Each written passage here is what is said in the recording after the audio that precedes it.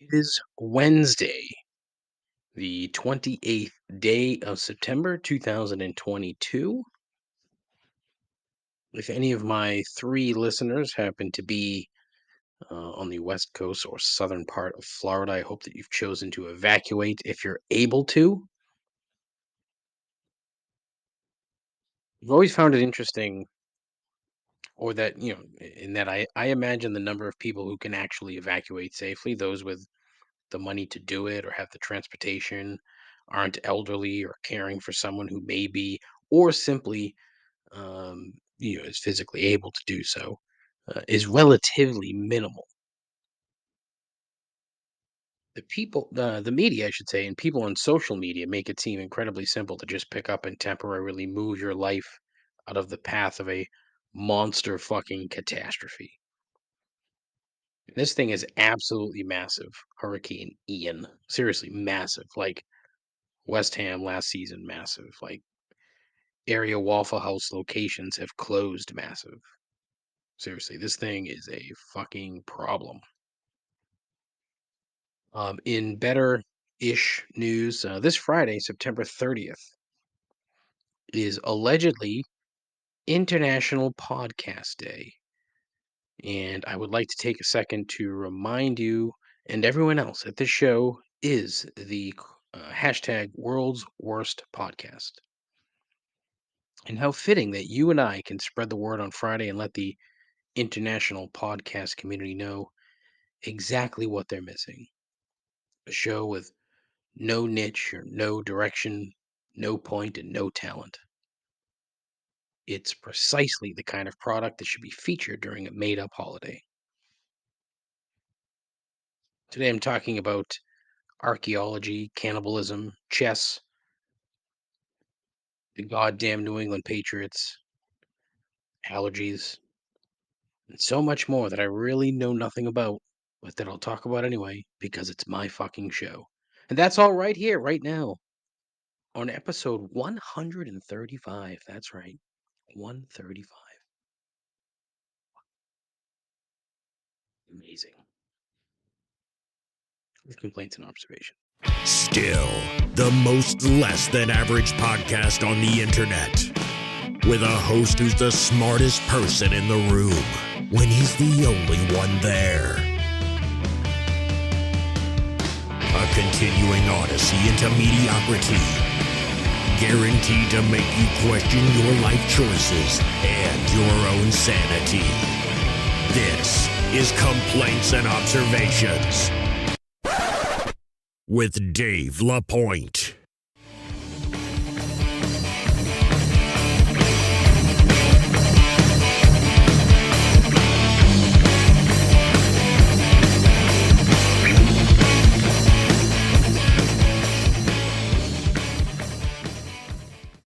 Who the hell is Dave LaPointe? I think he's a bum. I think he's an absolute bum. Hello and welcome again to whatever the fuck this is. Thank you for joining me. At the top of the show, I mentioned I'm down to 3 listeners. One of my listeners has apparently stopped listening. At least I think. There's I'm not even gonna say issues, because I personally I don't really think it's an issue, but this person thought it was, and they're well within their right to feel that way. So be it. What can you do? Life goes on. Yeah, it kind of stinks, but what can you do? That's the choice they've made. So c'est la vie. I think that fits there, right? Anyway, so yeah, I mentioned the hurricane. Phew, boy. This thing does not look good. Not look good at all. My brother-in-law actually lives in Tampa. Kid just bought a house like 2 weeks ago, and I fucking hope to hell nothing happens to this thing. Because I'll feel awful, really bad, if something does happen. So hoping that things go okay. No issues. I've been seeing live video from Fort Myers, and Fort Myers is already underwater, so that's not good. Hopefully, everybody kind of stays out of the way. And the evacuation thing just really kills me because it's making an assumption of people that live in that particular area. And while I hope a lot, enough of them up and left for their own safety and for the safety of their family and whatever else, but you know, it's not good. And you never hear numbers. You always hear when people die, but and then you'll hear that X number of people displaced. What does that actually mean in the context of a disaster? Does that mean the number of people who actually physically lost their home, or is it the number of people who are temporarily, you know, their house got flooded or the house got damaged and they fix it and move back in? I don't know. And then there's like how many people lose their pets in these things? Right? I'm guessing there's tons of them. Pets, livestock, crops. I don't fucking know. Jesus, like wild animals. Fuck. It's gross. Circle of life, though, right? In some regards, I don't fucking know. All I know is that it sucks, and I feel terrible. So it's the last I'm talking about that. Mentioned a handful of things that I wanted to talk about on the show. I do want to talk about chess because I said I was going to talk about chess last week and I didn't. But this fucking chess cheating scandal is out of control. Like legitimately out of control. You had a grand champion up and quit a match with the dude that allegedly had the anal beads the other day. This was, yeah, what day was this? Oh, last week. I'm sorry. They were in a match. The dude makes one move and then just leaves the match. Now, it was electronic, so he just turned his camera off and turned and left the game. Not as dramatic as up and leaving a live match, but still.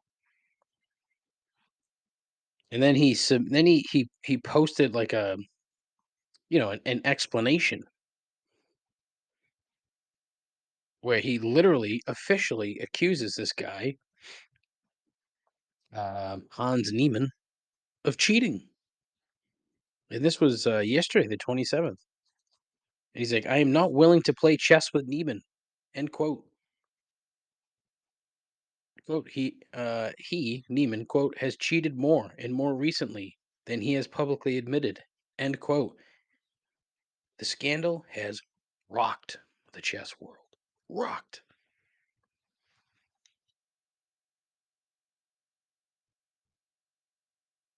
At the same time, like how much fucking press? This is the most press the sport of chess. And I think I mentioned this the other day, a couple episodes ago.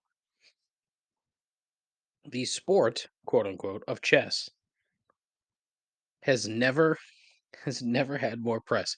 Here's the thing, right? How do they combat this? And I was thinking of this the other day. How do they combat this? Like, what is it that they're going to have to do to prevent like this sort of scandal to happen again? Are we now talking like full body cavity searches before a chess tournament? I mean, granted, I'm sure that will some sort of rights being trampled upon if that were the case. But if you sign to be part of this, maybe there's something in the agreement that you that you agree to spread your butthole and make sure that you don't have some kind of electronic device up there.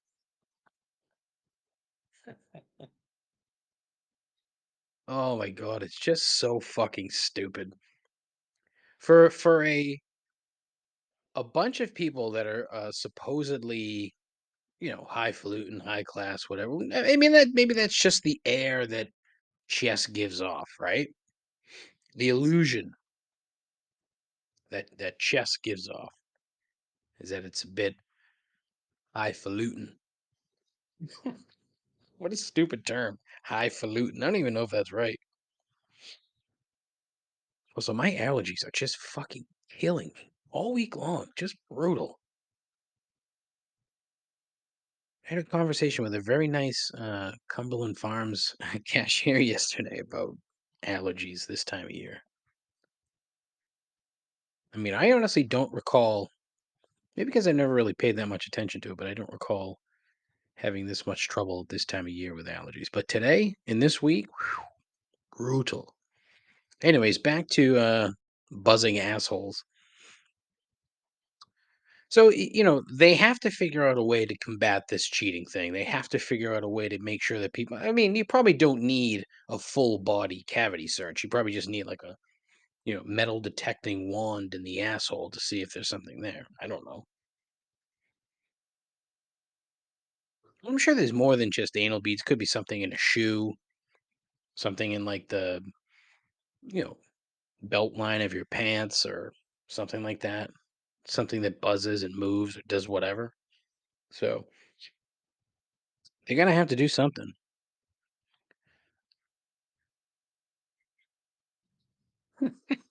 It's just funny. And you know what else? Like these people are fucking young. Like a lot of the quotes that you're seeing are from people that are, in their early 20s. Like the cheater in question is only 19. Yet the grand champion here, Marcus Neiman, he's he's a ripe old 31.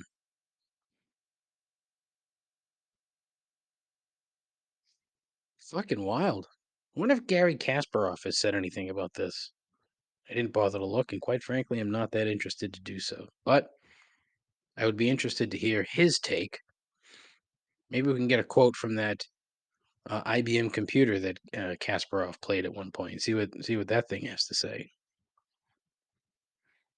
He has no idea what anyone would be talking about, unless it's a sentient being and knows exactly what anal beads are. In which case, you might have a bigger problem. I don't. All right. So someone on Twitter. That's a good way to start a segment, huh? All right. Stupid. International Podcast Day, September 30th, this coming Friday. Don't forget, spread the word with hashtag world's worst podcast. Complaints and observations. Yeah. Someone on Twitter posted a video the other day that was about 2 years old. I came to find. I thought it was relatively new, but it wasn't. Of a 2,500-year-old sarcophagus being unsealed in Egypt. I found it amusing because there were two guys who were kneeling next to it and pushing it open. And my guess is that they thought that they were really fucking cool. Like, oh, we're going to be heroes. We're going to kneel down and push open this, essentially a coffin with a a dead body inside. And they were covering their noses, to which I tweeted, quote, a 2,500-year-old rotting corpse cannot smell good, end quote. There's no way it can, right? I just found it a tad absurd. It's like, oh, hey, here's this old coffin. Let's crack it open. And a comment was made by the Carnival Personnel podcast. I think I mentioned them last week. Three guys on the show, and I'm never sure who actually runs the account, so I feel like an asshole because of that. But it's a good show. You should listen to it. Carnival Personnel. Check it out. It's incredibly entertaining. They seem to have, they've done a lot, all of them. They seem to have done a lot of stuff. And I find it interesting. But anyways, they made a salient point. It's like, they quote, what's the line between archaeology and grave robbing?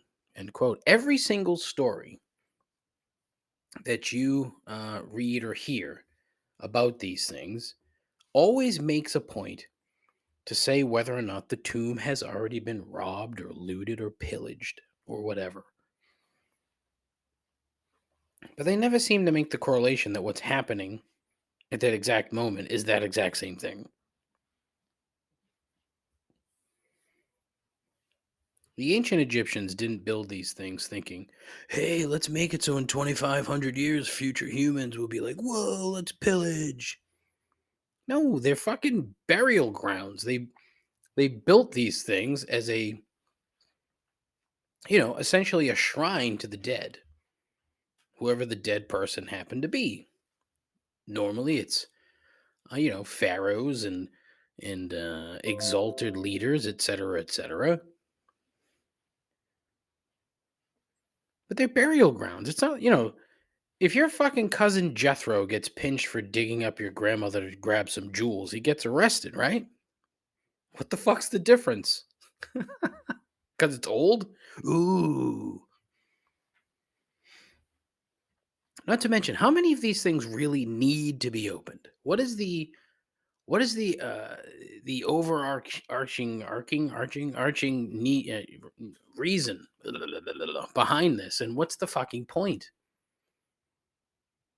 What are they going to find in there that's so drastically different than anything else they'd previously found? It's going to be a different person. That's probably where it ends, right?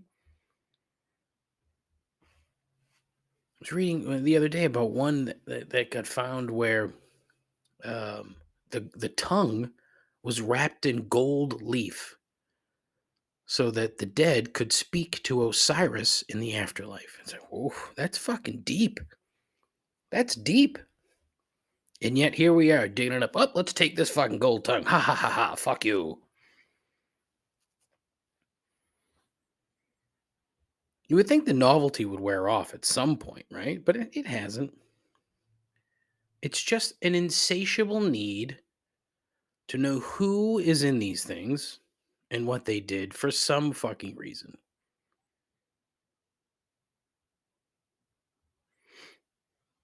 I just, I don't know. Think about it. Once you hear like Nefertiti was found in tube KV31, because that's what we modern day humans have come up with to label these things. Letters and numbers that don't make any sense. It's like, and now using CT scans will create a composite to know what she looked like. Well, fucking huzzah. Isn't that great? And that's going on now. By the time October rolls around, we'll have definitive information on Nefertiti, Queen Nefertiti. She lived in approximately 1300 BC. That is BC before Christ, 3,300 years ago. Now, that in and of itself is very interesting. But, when they just keep digging these fucking things up, it's like, for what? For what? What's the actual point of knowing what she looked like? Nefertiti, by the way, was King Tut's stepmom. Seems Tut's dad. Let me see if I can pronounce this correctly. Akhenaten. Akhenaten. Akhenaten. Or basically Amenhotep IV. Akhenaten.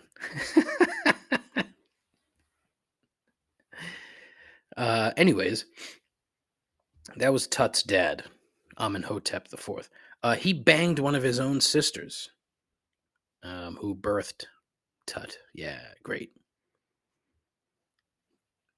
Just goes to show you that, the monarchy doesn't stray too far from history. It doesn't matter when, but the rulers or the leaders of the day were weird as fuck. Look, I like history, always have, but I firmly believe that there's a certain point where enough is enough. It's like, stop digging around in graves and showing them off to tourists. It's fucking ghoulish. It's pointless. It doesn't seem to have There's no need, right? There's no actual need to know this.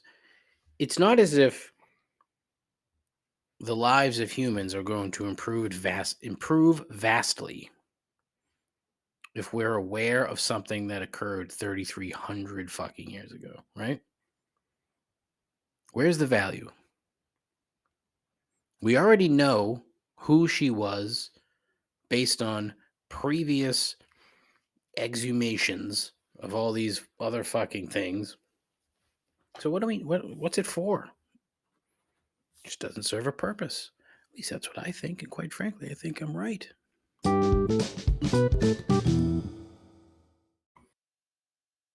Moving right along during this very subdued, awful edition of an awful program. Um, Speaking of awful, the New England Patriots. Now, I think I was far more angry in real time on Sunday. At the game and watching things play out, and you obviously get a better. Oh, Jesus, excuse me.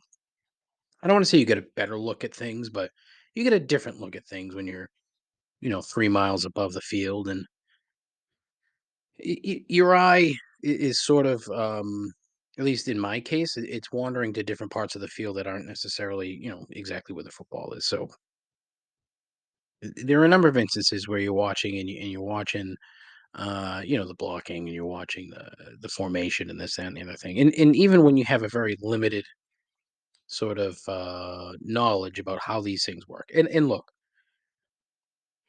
I've watched a ton of football in the course of my life, but guess what? I still know nothing about the game. Okay? I'll be the first to admit it, because there are a lot of people that are within the game that have forgotten more than I'll ever know. Why? Because they're in it. That's just the way it goes. However, I think there are a lot of instances where you can tell when something is being fucked up. Okay? I think it's fairly obvious in some instances. In one of those instances, in fact, was this past week. When you're watching the game unfold, especially in the offensive side of the ball. Now, on the defensive side of the ball, completely different, because look, you're up against a fucking alien. Like, Lamar Jackson is fucking ridiculous. The man he's absurd. And what he did on Sunday is the kind of thing that he can do against most, if not all teams, all defenses in the league. Will there be some differences? Probably, but there's literally no reason why he can't throw for 4 touchdowns every time he steps in the field. There's no reason why he can't run for 100 yards and a score every single time he steps in the football field. He's that fucking good. He's an anomaly. He really is. Way too many people don't like him because he's not a quote unquote prototypical quarterback, end quote, which means he's not tall and white and goofy. I would fucking kill to have that guy on the Patriots. I would kill for that, because it would be unfucking believable to watch him all the time. So, on the defensive side, there was the first half, they were great. Second half, obviously, Baltimore made adjustments, came out flying, scored a bunch of points in the second half. So it was different. Like, I don't think they made the right adjustments. I think they played him to run far more than they did to pass, and it kind of bit them in the ass. What they should have done is just gone almost like into a base defense, where they just sort of, they had their 4-man rush, tried to contain him a little bit, had the end sort of, try to contain, I guess, as opposed. And then look, if he wanted to run up the middle, the idea is that the linebackers or a linebacker is there. You didn't. I don't think you needed a spy. What do I know? Not much. So that's why he, threw 4 touchdowns and ended up beating them a couple of times on long runs. So the defense, I don't think. played as well as they could have, even though, like I said, in that first half, they played great. But to me, I think the problem started in the second quarter. It was their first possession of the second quarter. They just got the ball back after forcing a punt. And so they started in good field position. That ball in their own 41-yard line. Now, they managed to get down the field, right? Second and 9, or third and 9, I should say. Third and 9 at the Baltimore 33. So what does Matt Patricia call? He puts Mac Jones in the shotgun, and it's a handoff to Damian Harris. Up the middle, 6 yards. On third and 9 at their 33. So that tells me that they were going to go for it on fourth down regardless. Okay? You're not handing the ball off on the 39-yard line, on your opponent's 39, on third and long, if you're not already planning to go for it on fourth down. I don't think it takes a rocket scientist to figure that out. Pun intended. Or bad joke intended, I should say. So instead of trying to go for the first down on third and long, they were playing for a fourth down play. That's what they were doing. Which is fucking stupid. It's fucking stupid. It's the second quarter. There's 10 minutes to go in the second quarter, and you're already playing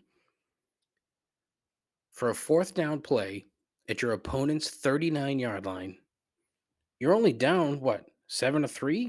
You're down 7-3. It's not like it's a fucking blowout. It's not like you're down 3 scores and you need to do this. You don't. You don't need to do that at all. Yet this is what this fucking idiot thought was a good idea. So what do they do on 4th and 3? Max back in the shotgun, short pass. Because they're good rush from Baltimore on this play. And here's the thing, right? They turn it over, but then they get fucking bailed out because Jackson throws a pick. He gets fucking bailed out. They manage to get the ball, and it takes them 7 plays from the Baltimore 32 to get it into the end zone. And it was basically mostly Stevenson. He ran the ball, 4 times? He ran the ball 3 times for 24 yards. And then the touchdown was a broken play. And Mac punched it in from the 3.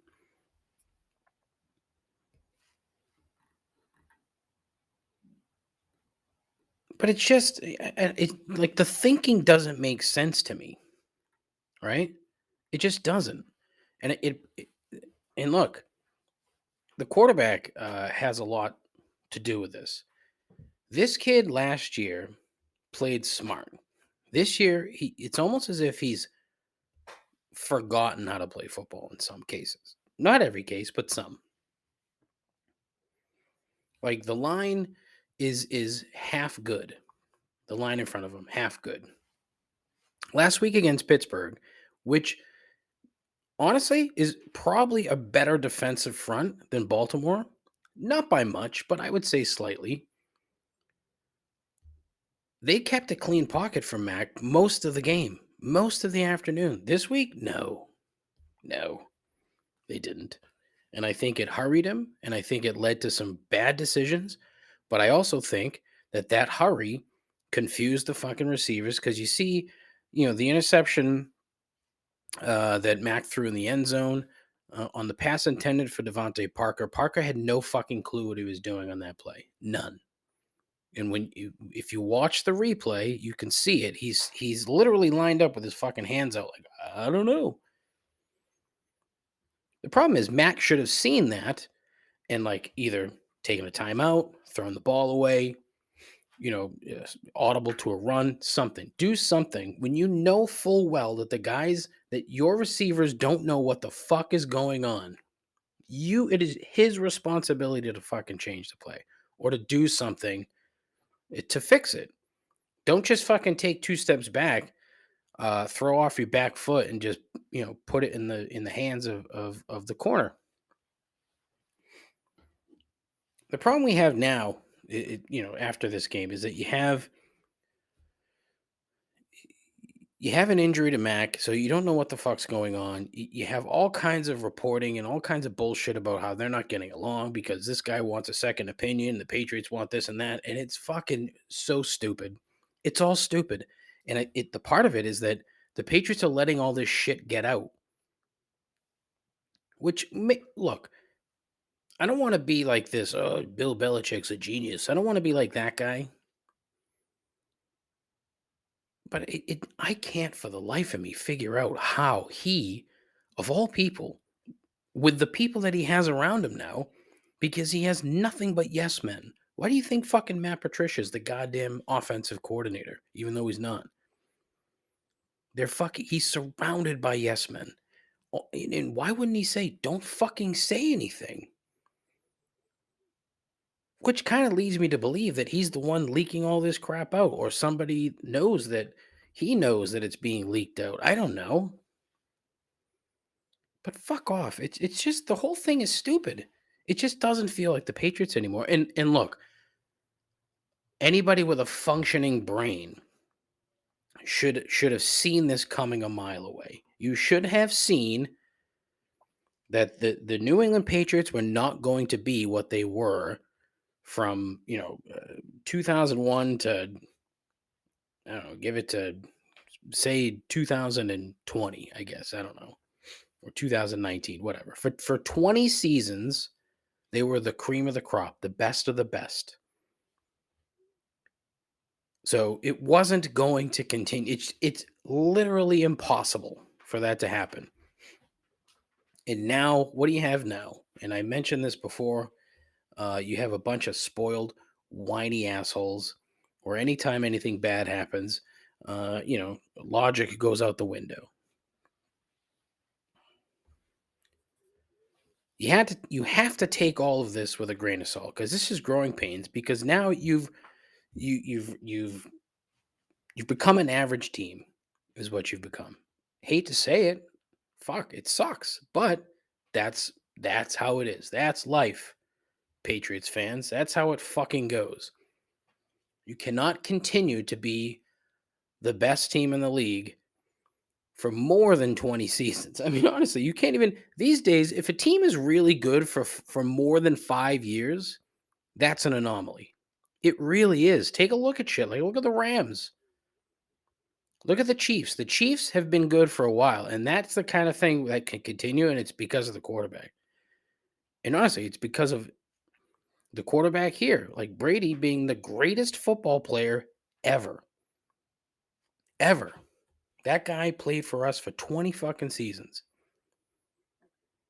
And for some reason, Belichick thought that the 42-year-old guy couldn't play anymore. And he was 42. It's a very Roger Clemensy type of thing, right? It's really not. But I mean, Dan Duquette in the 90s saw what was going on with Tom Brady. I mean, with Roger Clemens, it was like, yeah, this guy stinks. Off you. I'm not bringing it back. See you later. Then he takes the juice, goes to Toronto, dominates, but not the same. The correlation really doesn't add up there, but there is a slight similarity in that Roger Clemens then went on to pitch for what? I don't know, fucking 10 more years after that. Granted, he was cheating the whole time, but still, it could come out that Tom was doing the same thing. Him and his fucking sunken cheeks. The problem now is that it's almost as if it's a rudderless ship now, even though Belichick is still in charge. Like his press conference today, Wednesday morning, Like he's fucking giggling and smiling. It's like, what the fuck happened to this dude? Is he just floating along, like hoping to pick up a handful of wins here and catch Shula? Is that the end game for him at this point? Where the Super Bowl is not a thing anymore, when he knows full well what he lost. I mean, that has to be it, right? It's got to be. He has to be finally realizing the mistake that he made in letting Brady go, and now he's just sort of hoping to stay on for however many years to be the winningest coach of all time. It's really the only logical conclusion that I could draw because he's gone from cutthroat, skilled tactician to the occasionally jolly, uh, old guy. I don't even know what to call him. He hasn't forgot how to coach. That's not it. I really don't think that's it. I don't care how old he is. I just don't, I just wonder how much he actually cares anymore. He's collecting a huge salary, massive. Anywhere from like 15 to 20 million a year, something like that. And so it's not like he is fighting for his job because he's never going to get fired. I mean, the Crafts will sit down with him and be like, all right, we don't think you should coach anymore. And then it'll be Bill retiring, to fucking hang on his boat. Or he's going to retire and go coach lacrosse at Amherst College or some shit. I don't know. But something has to change here. And the problem is, I don't think anything is going to. And you always start the season in this town with the first 4 games are an extension of the preseason. It's been that way for years. But now that you have your starting quarterback is hurt, you're turning the ball over to Axel Hoyer, and you're hoping that Axel can keep a semblance of normalcy. And I don't think it's going to be so bad. I think he's going to make mistakes, which he is prone to do, which is why he's a backup.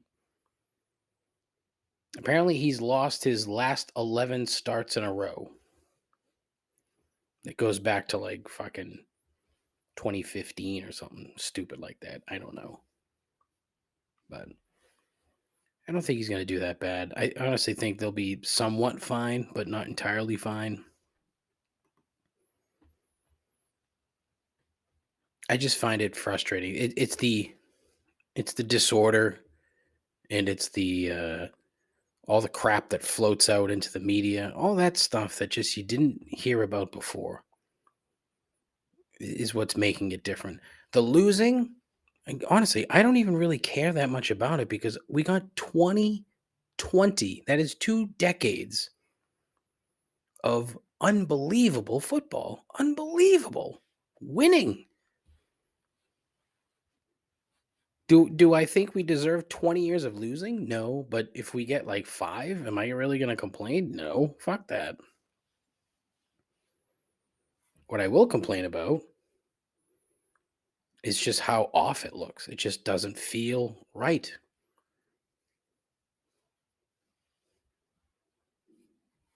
That's really the only conclusion I can draw is that it just doesn't feel the same. And I wonder if that's just because they're not winning. Maybe that is it. I don't know. But I've fully accepted the fact. Again, I've repeated myself now like 6 times. I've accepted the fact that they're going to lose.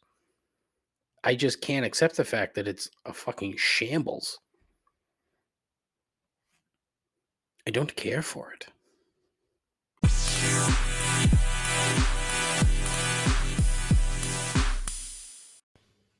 So Netflix recently released a docudrama on the life of one Jeffrey Dahmer.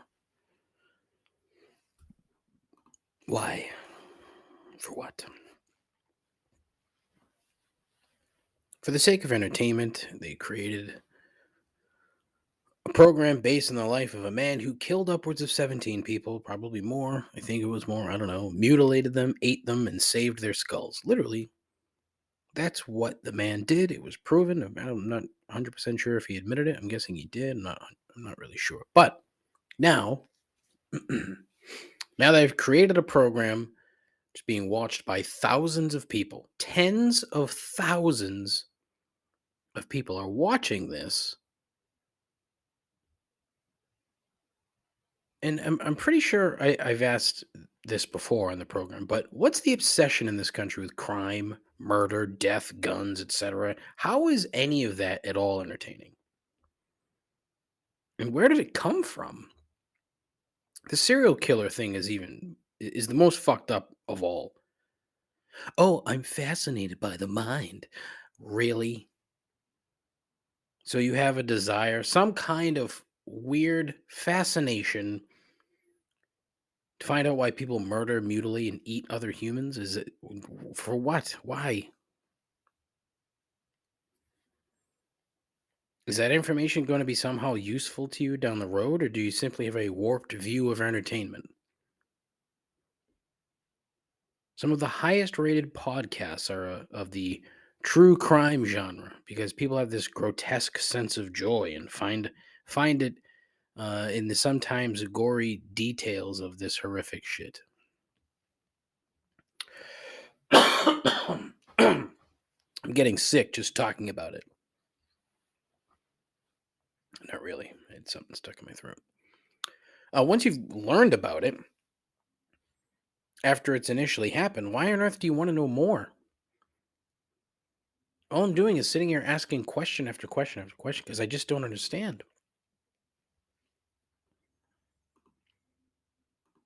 I don't see the appeal. I don't see how entertainment. Okay, I don't see how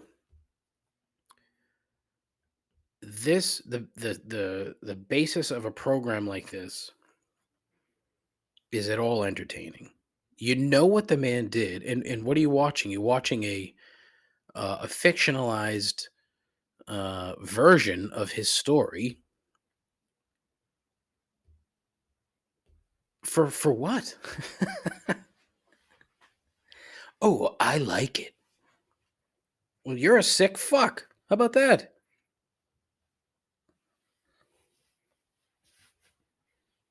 But you look at it now. Everything. Remember when I had this conversation with my wife? Remember when 2020, that show on ABC? It was 2020 Friday nights, 10 p.m. It was like a 60 minutes ish program. Or it was a news show, but it was a news magazine show, is what they called it, which was long form stories, right? And it was Hugh Downs and Barbara Walters were the hosts, the anchors for 2020. It was a big fucking deal.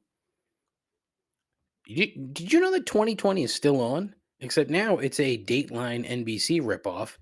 Dateline NBC used to be a news magazine program until Chris Hansen came along and started doing To Catch a Predator, and now it's just murder. Just murder. Both shows, just murder. That's it. Everything is a murder story. There's no other fucking stories that they talk about other than killing other people, than people killing other people. That's it. How do I know this? My mother-in-law watches all these fucking things. I can't fucking figure it out.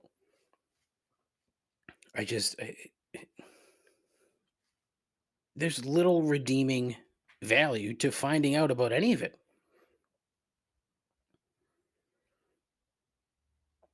I mean, you're going to go around talking to your friends about, oh, did you see that episode of Dateline where that dude killed his wife or where that wife killed her husband? Oh, fuck. You'll talk about it for 2 seconds and then it's it. There's nothing else to it. There's no meat in the bone, literally and figuratively. It's the same fucking thing over and over and over and over and over and over again. Until you have a guy that mutilates 17 people, cuts them up, eats them, serves ground flesh to friends, and they show that in the fucking program. What are we doing? It's just fucking, it's creepy. I mean, that's the basis of it. It's creepy. You know, am I weird for thinking that? I would fucking hope not, because my guess is that a lot more people agree with me than don't. But there is still a shit ton of people with twisted minds watching this crap. And speaking of kind of creepy, I got a voicemail for you. Check it out. Dave, it's Mike. Not really sure what I did to deserve this, uh, but I'd really appreciate it if the never-ending loop of Gloria Estefan's greatest hits could stop playing in my head. I mean, what the am I supposed to do? Help me, Dave. I need it. I need you, man. Right, you see what I mean? It get kind of creepy at the end. So, um, also, Mike, you can swear on this program. You can say fuck. The clever usage of the beep, um, nicely done. But you can say fuck. I don't know what you did to deserve that, Mike. I think first of all is that somehow you were listening to Gloria Estefan's um, greatest hits. Also, the pronunciation, like spot on. Apparently, Michael speaks a little bit of Spanish. From at least I think he speaks a little Spanish. Yeah.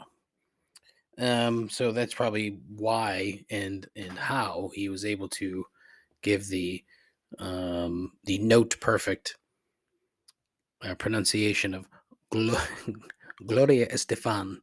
I said it wrong, but and with a French tinge for some reason.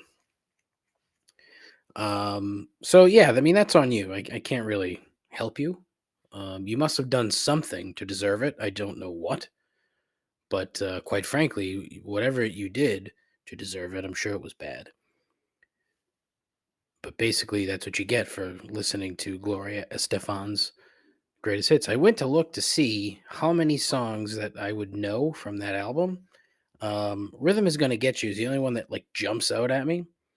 1, 2, 3, I think, is another one. Um, but there's nothing else on here that. Oh, Get on Your Feet. Yep, that's one. And I'm sure I've heard all or most of the songs, but none of them regularly get stuck in my head.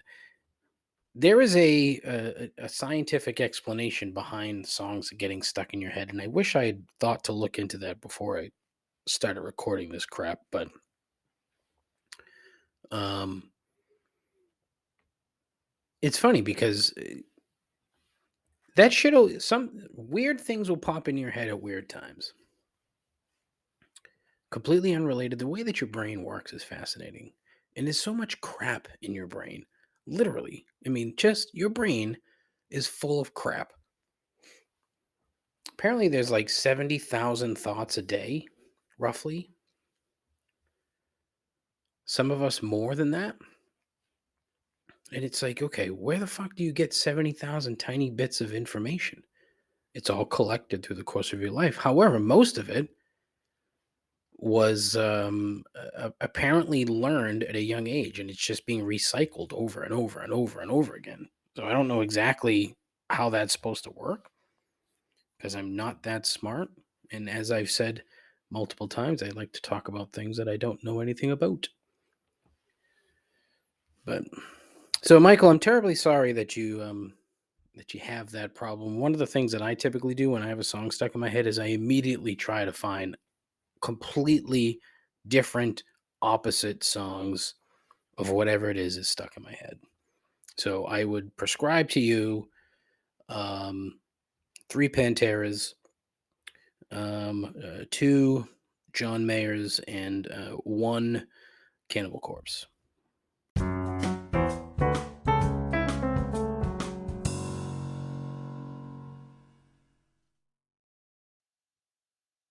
As it is Wednesday, it is time for everyone's favorite part of the program, Three Gripes. Gripe number one, traffic. I'm certain I've said this before, but it is damn near impossible to drive anywhere at any time and not get stuck in traffic these days. Now, this stems back to last Thursday. I was on my way to see my dear friend Ali at Tweed Barbers of Boston, 1313 Washington Street, South End, Boston, Mass. Need a haircut? That's where you should be going. That's where you should be going. Don't go anywhere else. Don't go to fucking Supercuts and get your hair hacked by some hack.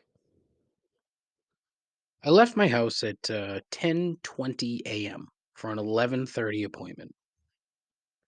Typically, I don't go that early, but for some reason, I didn't make an appointment ahead of time. So I'm like, you know what? Fuck it. I'm going to try to make an appointment early. And the original appointment, 12:30, they called and said, hey, can you come in early? I said, you know what? I can. For Ali, I'll do anything you need. So now I'm 30 miles south of the city. So we're talking no traffic, 35 to 40-minute drive. And then this is the part where I tell you I didn't get to the barbershop until 11:40.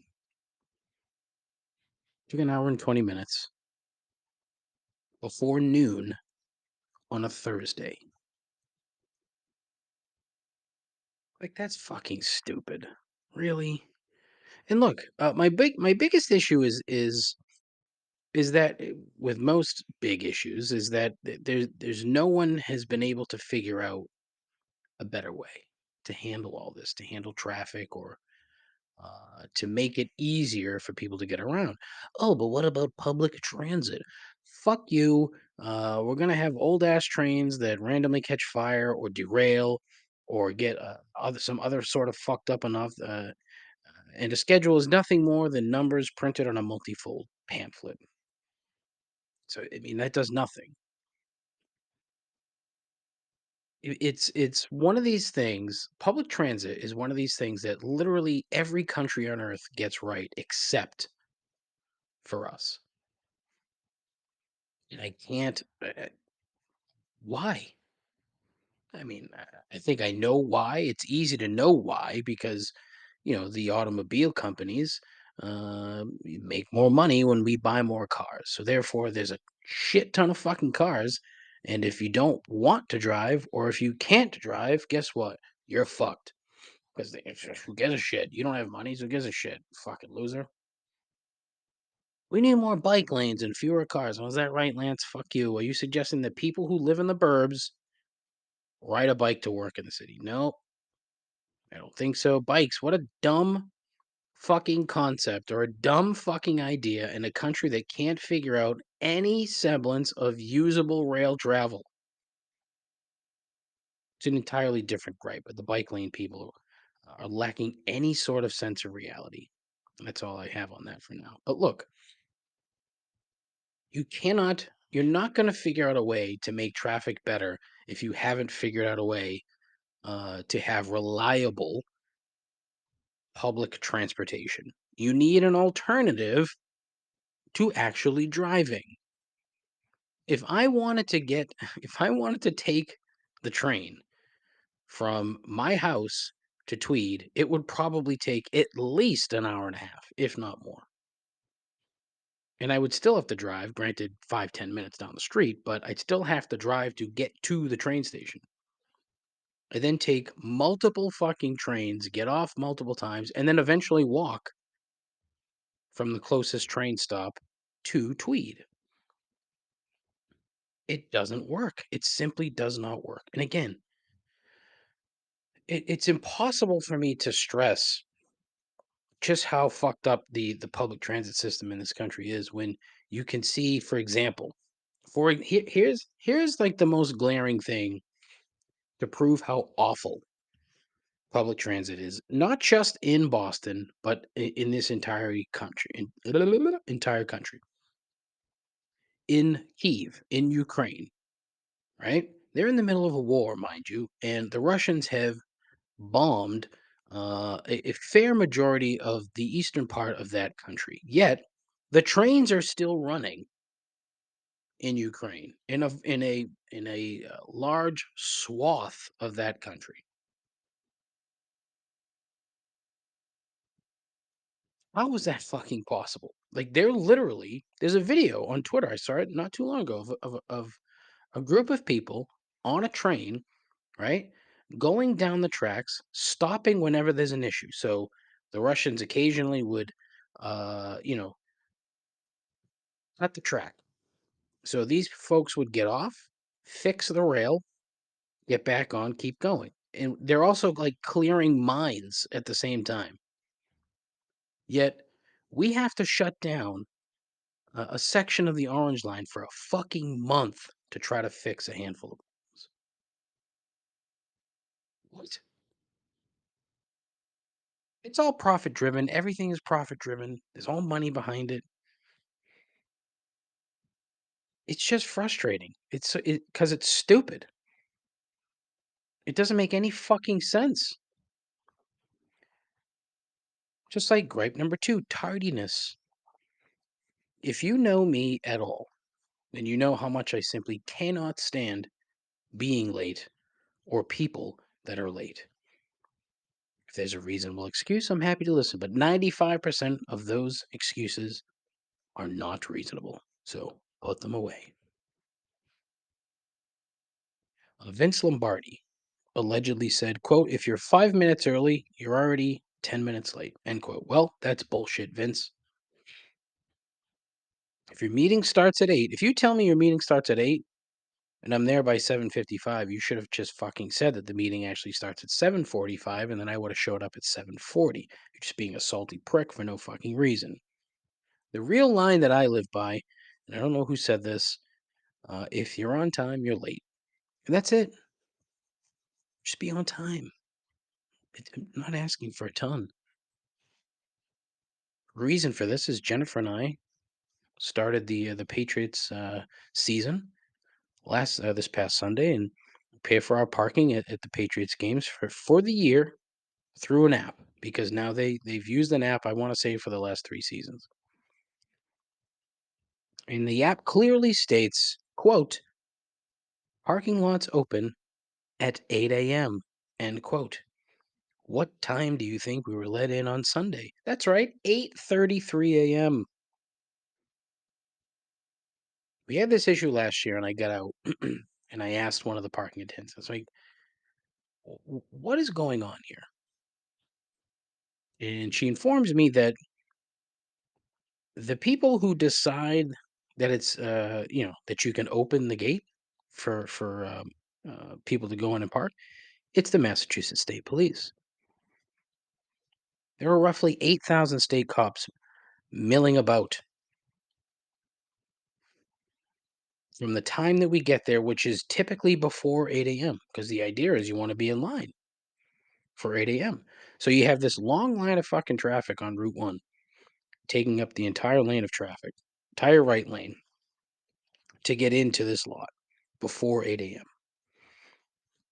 The longer you wait, the longer the line of traffic gets. And quite frankly, I've always found that to be a problem. So you would think that the state police would want to move traffic along to prevent any particular issues on the actual roads. But it seems as if they would rather think that 98% of the crowd is going to cause a problem. Well, I said that wrong. They're fixated on the 2% of the crowd that might be a problem and simply want to delay the inevitable. That's what I think. I think they just think, well, if we just hold them back for another half hour, they're not going to get shit faced. I would say 3/4 of the people that drive out of there after a game legally drunk, guaranteed.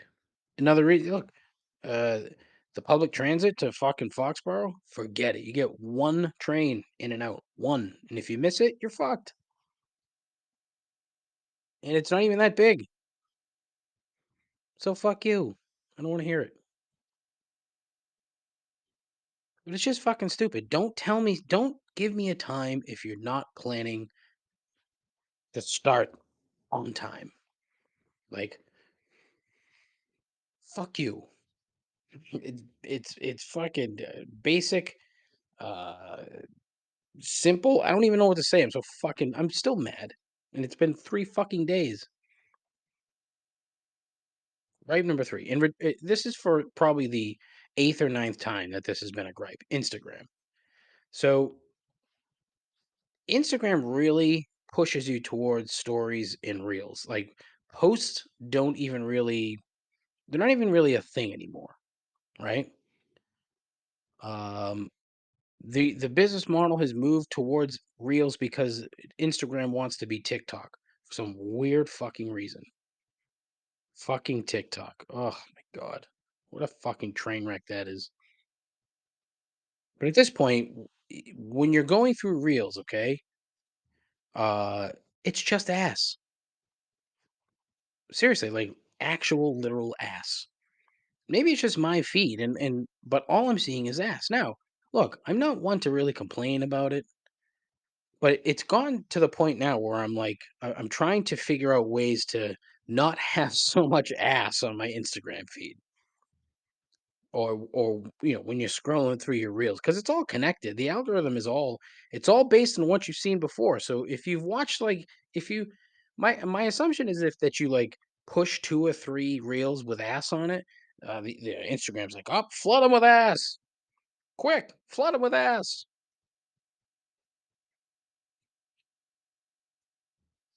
It's becoming the social media version of Skinamax. It's just soft core, not pornography. It's just it's just like a Macy's catalog, really. It's women in thongs. That's pretty much the entire business model now for Instagram. And they can, Zuckerberg can say whatever he wants. Oh, side note, no one lost more money in the last year than Mark Zuckerberg. Doesn't that feel great? Think about that. Drink that in.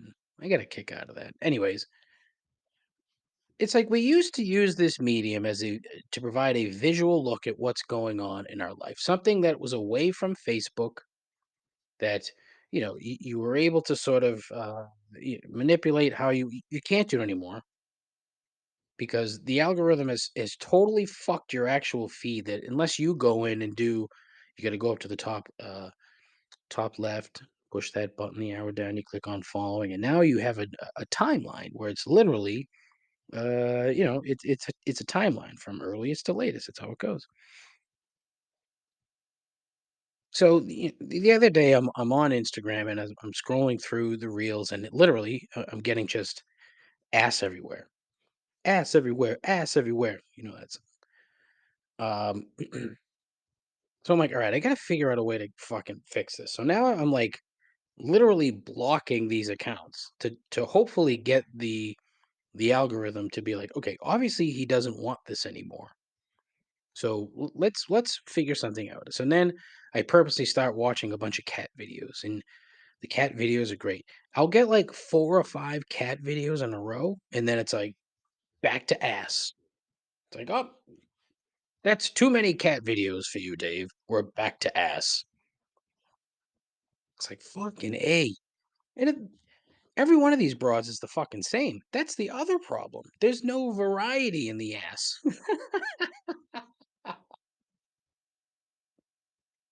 There's none. They're all like hot moms, or hey, I'm a mom and I'm 32, but guess what? I'm still hot. And of course, each and every one of them has a cross or a Bible emoji, or says Jesus follower in their bio. It's like fuck you, fuck you. Or the fucking broads that like picture they're with their big fucking fake tits. They're holding like an AR-15, like come take my gun while I'm showing you my tits at the same time. See, isn't that cool? Because I'm a badass and I'm a mom. I have like 4 kids and shit. They're all the fucking same. Jesus follower. If there's one thing that I know about Jesus is that he loved ass, right? Nothing says Jesus like reel after reel after reel of you and your thumb with whatever the fucking soup du jour uh fucking song or quote that you're lip syncing to that particular day. Total lack of originality in the Instagram ass industry. It's fucking stupid. Instagram. Ugh. I say ugh, but again, I enjoy Instagram because I like seeing what's going on with people that I don't see anymore. You know? Mm. I don't know. Maybe you don't know. Maybe you go on there just for ass. I don't know. Maybe that's your thing. Could be. I wouldn't fault you for it. Really wouldn't. But that's it for the show. I'm all done. This has been the usual subpar crap that you're used to, and I hope you sat there and you endured it. I'm not even going to say did you enjoy it because I know that you didn't. So I hope you sat there and endured it, and I hope it provided the background noise that you were looking for while you were assembling a Wayfair electric fireplace slash TV stand. Uh, Please call into the show 617-657-4736. I need all the content that I can get.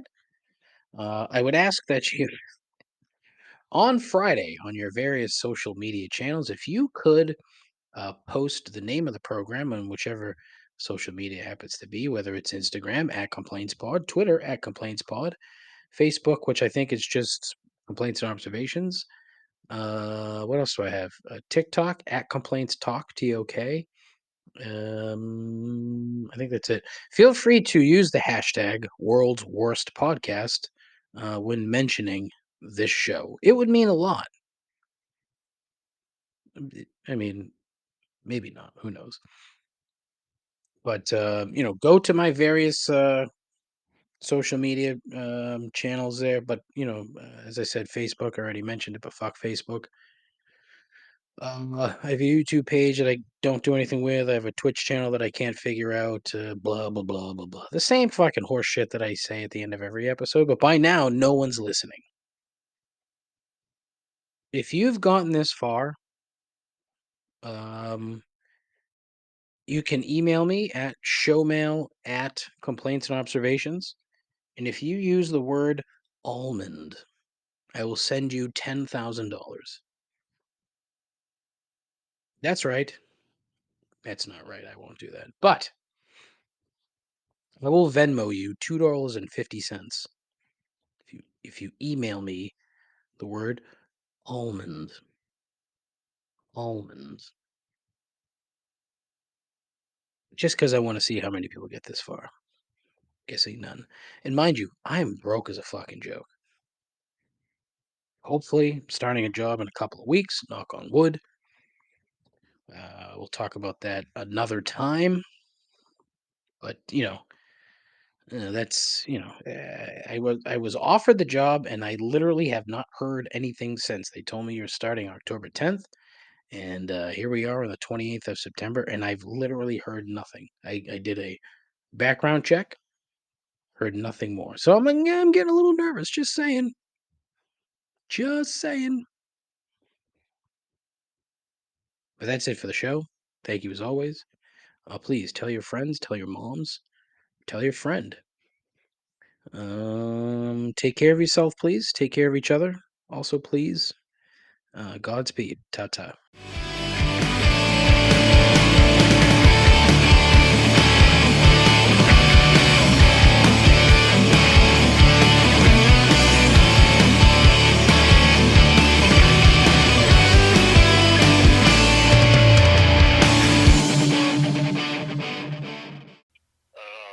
I'm without speech. I'm speechless.